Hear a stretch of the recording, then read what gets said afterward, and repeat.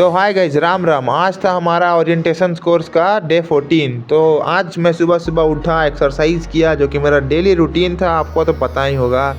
उसके बाद मैं नहा धो के पूरा रेडी हो गया, ठीक है। उसके बाद क्या हुआ, मैं जब सेंटर पहुंचा तो आज मेरा प्रेजेंटेशन का दिन था, तो 1 घंटा पहले ही पहुंच गया। तो हम लोग दोस्तों ने एक आध गो फोटो लिया धूप में खड़ा होके। और उसके बाद जब प्रेजेंटेशन देने का पारी आया तो 6 टीम था, सब टीम धीरे धीरे करके जा रहा था। मेरा समय तो बहुत देर बाद आया, उससे पहले मेरे दोस्तों का देख लीजिए।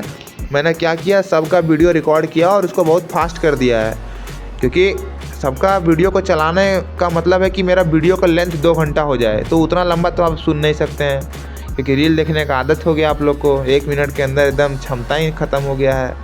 चलिए आगे बढ़ते हैं, पर्सनल नहीं होते हैं। तो मैं बोर हो रहा था, अपना भी रिकॉर्ड कर लिया, दोस्तों का तो मैं कर ही रहा था रिकॉर्डिंग। देखिए अलग अलग लोग दे रहे थे प्रेजेंटेशन। फिर इसी बीच हमारा लंच हो गया। लंच किया मैंने, ये देख रहे हैं मस्त गुलाब जामुन भी दिया था आज, क्योंकि बहुत दिन बाद दिया था। फिर मेरा दोस्तों का प्रेजेंटेशन अगेन शुरू हुआ लंच के बाद। ये मेरा दोस्त मनोज है, इसने भी प्रेजेंटेशन दिया, मस्त दिया भाई, गर्दा उड़ा दिया।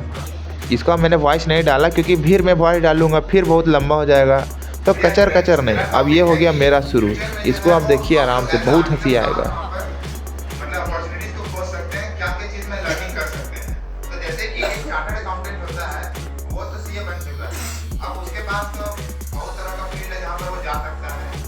ऑडिट और टैक्स तो वो नहीं करेगा, क्योंकि वो तो पढ़ चुका है, वो तो मैंडेटरी है। उसके अलावा भी तो कुछ कर सकता है।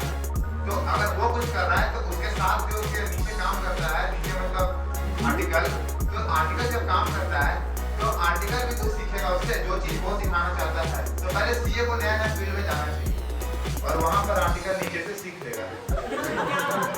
अब देखिए, पहला है कैपिटल मार्केट एडवाइजरी सर्विस।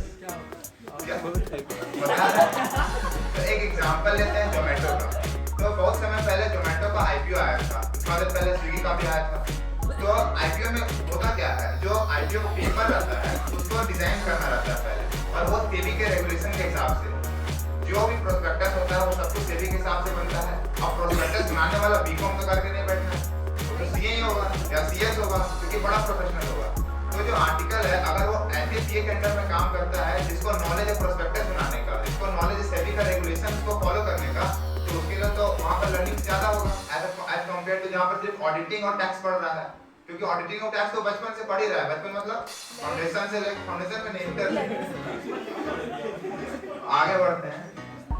दूसरा है अकाउंटिंग एडवाइजरी सर्विस। तो यहाँ पर फिर एक एग्जांपल लेते हैं रिलायंस इंडस्ट्री का।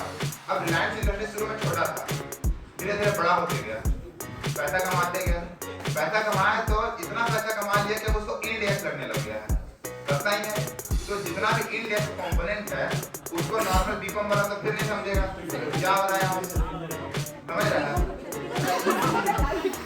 तो क्या होता है यहाँ पे, इंडेक्स का जो कॉन्सेप्ट है वो सीए फाइनल में लाया गया है। तो जो बच्चा सीए फाइनल में है, जो कि आर्टिकल एज तौर पे काम कर रहा है, तो उसको इस सब के बारे में भी लर्निंग का अपॉर्चुनिटी मिलता है।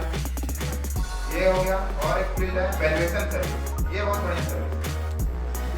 देखिए इसका एग्जांपल लेते हैं वॉलमार्ट का। वॉलमार्ट ने फ्लिपकार्ट को एक्वायर किया था, आप सभी को पता होगा, नहीं पता है चलेगा। अगला है किराना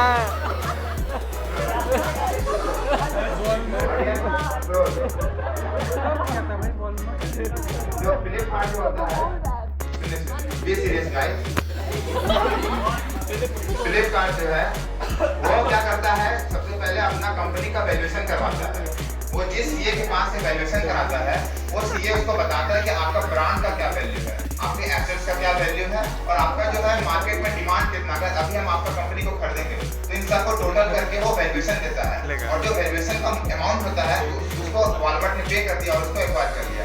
तो क्या होता है ना कि जो वैल्यूएशन का सर्विस जिस सीए के पास हम लोग सीखते हैं, वहाँ पर डाइवर्स फील्ड ऑफ नॉलेज हम लोग को मिलता है। एक तो ऐसा नहीं सिर्फ टैक्स ही सीख रहे हैं, हम लोग ये भी सीख रहे हैं कि इंटेलेक्चुअल प्रॉपर्टी राइट्स का वैल्यू कैसे करते हैं, ये भी सीख रहे हैं कि एसेट्स का वैल्यू कैसे करते हैं। मतलब जो एक एक्चुअली वर्क करता है, एक्चुअली प्रोफेशनल होता है, आप लोगों को पता होगा, तो हम लोग थोड़ा थोड़ा उसका नॉलेज भी यहाँ पर सीख सकते हैं।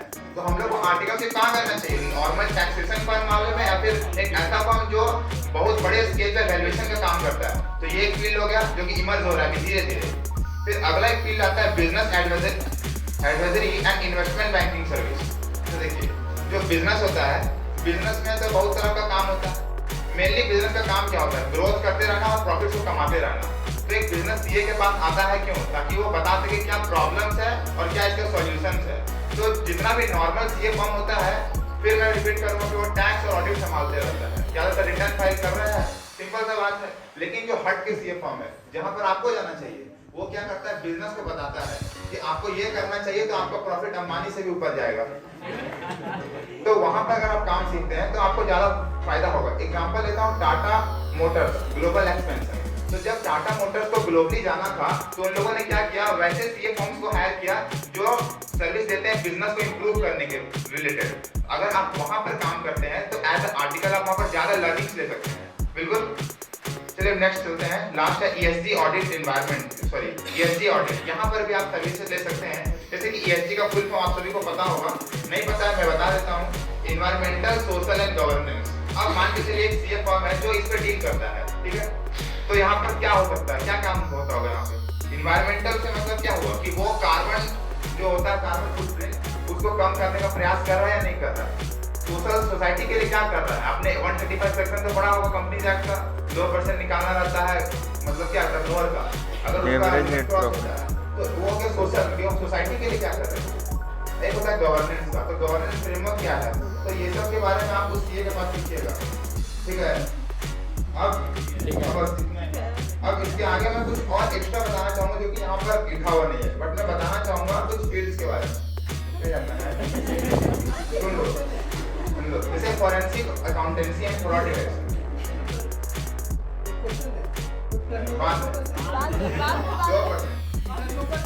अरे चुप रहो ना। अरे भाई, इनको वहाँ पर खाना लिमिट छोड़ दो। चलिए, अब मैं यहाँ पर और थोड़ा बताना चाहूँगा अलग अलग फील्ड्स के बारे में। डिटेल आप गूगल में कर सकते हैं, बट मैं आपको थोड़ा सा ओवरव्यू दे देता हूँ नॉर्मल सा। एक रिस्क एडवाइजरी सर्विस है, आप उसमें जा सकते हैं। International taxation and transfer pricing, ये भी थोड़ा सा इमर्जिंग एक तरह से फील्ड है। Insolvency and bankruptcy advisory. और लास्ट है digital transformation and IT advisory service. और कंक्लूजन बताइए। तो अब मैं बहुत ज़्यादा बकवास कर चुका था, तो मैंने सोचा आप दोस्त को भी मौका दिया जाए, तो उसने कंक्लूड किया। फिर हम लोग घूमने गए, तो ये मैंने खाया, दूसरा का लूट के, खुद तो मैंने नहीं खाया, दूसरा का ले लेके मैं फ़ोटो खींच रहा था बस। मैंने खाया, ऐसा नहीं कि मैंने नहीं खाया, मैंने खाया, जो मेरे हाथ में वो मैंने खाया। अब इतना ही था आज के ब्लॉग में। चलिए फिर मिलते हैं आपको कल। लास्ट ब्लॉग है कल मेरा ओरिएंटेशन कोर्स का, इसे वो नहीं। चलिए बाय बाय।